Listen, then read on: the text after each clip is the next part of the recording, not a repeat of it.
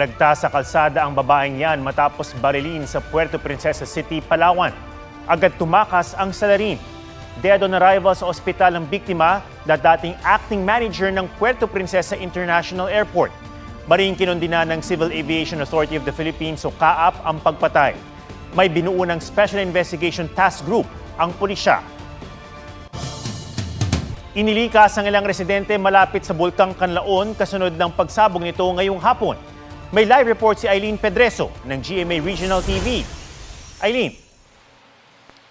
Atom, takot at pangamba ang nararamdaman ng ilang mga Negrense nang muling pumutok ang Mount Canlaon kaninang hapon, mahigit 3 buwan nang huli nitong eruption noong Oktubre. Guide us, O Lord! Palayo lang, Lord! Napadasal na lang sa takot ang mga residenteng nasaksihan ng pagputok ng Bulkang Canlaon sa Negros Island. Ala guys, taas in. Grabe, vlog si Gabong. Narinig pa ng ilan ang malakas na pagsabog. Lord, naglupok. Nasinundan ng napakataas at napakakapal na itim na usok at abo. Eksaktong alas 4:38 ng hapon, nakuha na ng IP camera ng Canlaon Volcano Network ng PHIVOLCS ang moderately explosive eruption.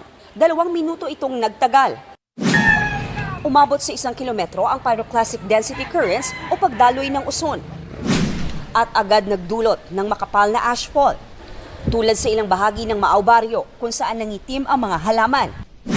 Ayon sa PHIVOLCS, nasa 2,000 metro ang taas ng dark gray plume mula sa crater. Tanaw ang pagputok hanggang Bagos City, Negros Occidental. Ang itsura ng bulkan sa mga kuhang yan mula sa barangay Biak na Bato sa bayan ng Lacasiliana, nagdulot ng pangamba sa mga residente. Sa La Carlota City, nagpatupad na ng evacuation. Daw ato lang bomba nga na gano. Daw bomba nga naglagapok lang lagulpiaw. Taas na ang ano. Ang abo nga nagpasaka na. Baho-baho ko dyan supre nga matyagan mo. Da malipong ka kung ano. Perti ka baho. Dasunti mo na yung mga kabataan. Nabalikdan ko man. Naghimos kami ngagaw. 15 to 20 minutes pa magiro antes nagtupa ang bato. Nakulbaan kami ma'am. Kaya siyempre, base may second second eruption. Ayon sa PHIVOLCS, nananatili sa alert level 2 ang Bulkang Canlaon at hindi inaalis ang posibilidad na muli itong pumutok. Patuloy na ipinagbabawal ang pagpasok sa 4-kilometer radius permanent danger zone. Atom, inanunsyo ng La Carlota City LGU na suspindido ang face-to-face classes bukas kasunod ng pagputok ng bulkan. Mayigit 30 o 90 na pamilya naman ang inilikas ng LGU ngayong gabi. Nakapagtala na rin Atom ng ashfall sa ilang bahagi ng La Carlota City at Negros Occidental. Yan munang latest mula dito. Balik sa inyo dyan, Atom. Maraming salamat, Eileen Pedreso ng GMA Regional TV.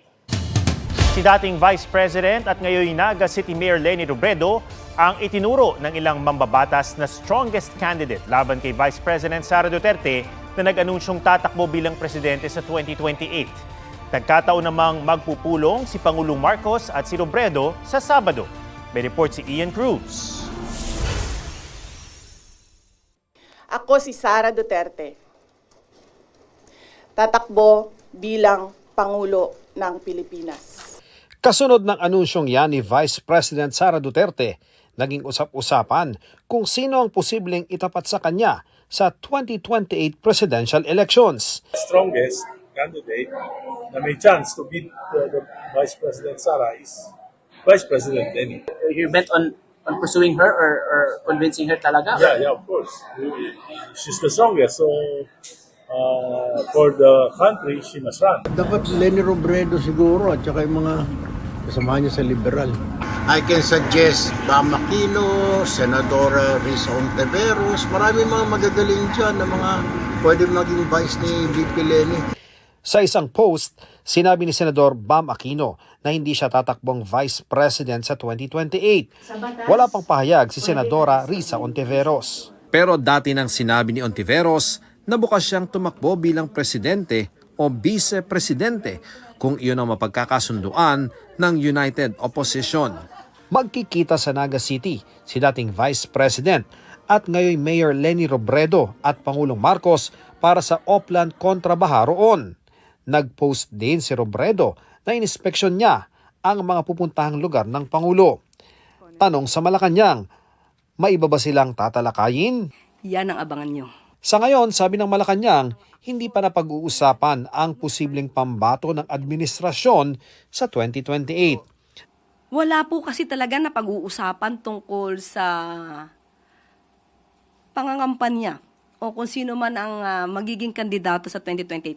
Hindi pa po kasi panahon ngayon, napakaaga po pa kasi. Natanong din si Jose Claire Castro kanina kung may ibig sabihin ang pagsuot niya ng pink, ang kulay ng kampanya ni Robredo noong 2022 elections. Nice. That signals na nililigawan talaga ng administrasyon si dating Vice President Leni Robredo. Ikaw naman, nagsuot lang ako ng pink pero naagad mali siya. Wala po. Sinisika pa ng GMA Integrated News na makuha ang panig ni Robredo. Ian Cruz nagbabalita para sa GMA Integrated News. Pasig City Mayor Vico Soto inireklamo sa COMELEC ang kontratistang si Sara Diskaya na kanya ring nakalaban sa pagka-mayor nitong eleksyon 2025. Ayon sa alkalde, nagsinungaling si Diskaya sa kanyang Statement of Contributions and Expenditures o SOSE, kung saan nakasaad na mahigit 800,000 pesos lang ang ginastos niya sa kampanya. Inireklamo rin ni Soto si Diskaya ng perjury sa Pasig Prosecutor's Office dahil sa misdeclaration ito ng kanyang dual citizenship. Sagot ng abogado ni Diskaya, inihain ng alkalde ang reklamo para mapagtakpan umano ang election complaint laban sa kanya. Iginiit din niyang parehong Pilipino ang mga magulang ni Sara Diskaya at meron itong Certificate of Recognition na isa siyang Pilipino. Taiwanese na itinuturong mastermind sa pagpatay sa isang Chinese na natagpo ang chinap-chap at inihalo pa sa kimchi sauce, arestado. Natunto ng suspect sa isang hotel casino sa Parañaque. Na-recover din ng mga otoridad ang lagaring bakal at chopping knife na pinaniniwala ang ginamit ng suspect sa pagputol-putol sa katawan ng Chinese na biktima. Natukoy na rin ang pagkakakilanlan dahil sa membership shopping card nito. Dating Cabinet Secretary ni Pangulong Duterte na si Attorney Melvin Matibag, pinili ng palasyo na maging bagong hepe ng NBI. Sandra Aguinaldo nagbabalita para sa GMA Integrated News. Bago ngayong gabi, arestado ang isang lalaking namemeke umano ng bayad sa mga binibili niyang gadgets online. Ang kanyang modus, i-edit ang mga ipinapadala niyang screenshot ng bayad sa mga pinagbibilihan niyang online sellers. Umabot sa 25 million pesos ang halaga ng gadgets na nakuha ng suspect sa kanyang mga biktima. Hawak na ng Office of the House Speaker ang ika-4 na impeachment complaint laban kay Vice President Sara Duterte. May 10 session days ng Speaker para maisama ang reklamo sa order of business sa plenaryo. May report si Marizo Mali. Nasa opisina na ni House Speaker Bogie D ang ika-4 na impeachment complaint laban kay Vice President Sara Duterte. Inihain ng isang attorney Nathaniel G. Cabrera ang reklamo na inendorso ni na House Committee on Human Rights Chairman Benny Abante Jr. at Deputy Speaker Paulo Ortega V. Kabilang sa mga paratang laban sa bise ang culpable violation of the Constitution, betrayal of public trust, graft and corruption, bribery, at iba pang high crimes para sa umano'y maling paggamit ng mahigit 612 million pesos na confidential funds, pagbanta umano na ipapapatay si Pangulong Bongbong Marcos at iba pa, at mga yamang hindi umano idineklara ng bise sa kaniyang Statement of Assets, Liabilities and Net Worth o SALN. Kasama sa mga isinumiting ebidensyang sinumpa ang salaysay ng umano'y bagman niya si Ramil Madriaga. This might be the smoking gun because Ramil Madriaga is quite close to the former president and the vice president. Hindi lang yan, kundi Ramil Madriaga is actually a very educated person. No? Hinihingan pa namin ng pahayag si Vice President Sara kaugnay ng bagong reklamo laban sa kanya. Pero nauna nang sinabi ng kanyang kampo na sasagutin nila ang mga ito sa angkop na constitutional process. Kung makakakuha ng sapat na boto na 1/3 ng mga kongresista, may papasa ito sa Senado na uupong impeachment court. Sa kasalukuyan, ang 4 na complaints ay nakabimbim pa sa Office of the Speaker. May 10 session days ang opisina ni Speaker D para isama ang mga reklamo sa Order of Business ng plenaryo sa kaire-refer sa House Committee on Justice. Sa desisyon ng Korte Suprema kamakailan, ang tinutukoy na session days ay calendar days na nakasesyon ang Kongreso. Pero sa internal rules ng Kamara, pwedeng ilang araw ang isang session day. Mula sa araw na sinimula nito hanggang sa kung kailan mag-adjourn. Kaya para sa ilang legal expert, may tuturing na judicial overreach ang naging desisyon ng Korte. When the court defines the granular nature of a working day for a co-equal branch, I believe it ceases to be a judge and begins to act as a manager. It is no longer the least dangerous branch. It has become an administrative overseer. For them to make guidelines on the procedure for impeachment is, I think, beyond the scope of their powers because precisely they are impeachable officials. They should not be pronouncing rules that would exculpate themselves. Mariz Umali nagbabalita para sa GMA Integrated News.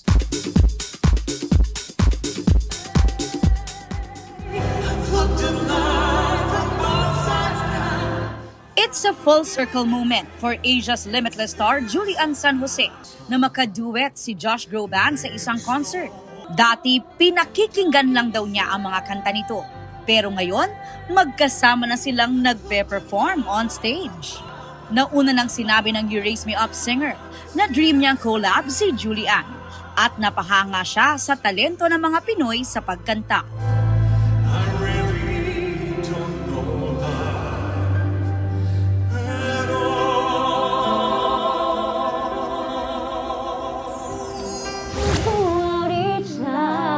Instant concert ang 41st birthday ni Heart Evangelista sa isang care facility. Kasama niyang nag-celebrate ang mga abandoned elderly. Lumabas naman ang angas ni Bianca Umali nang magpakitang gila siya sa Filipino martial arts na laraw kali pamuok knife training. Aubrey Carampel nagbabalita para sa GMA Integrated News.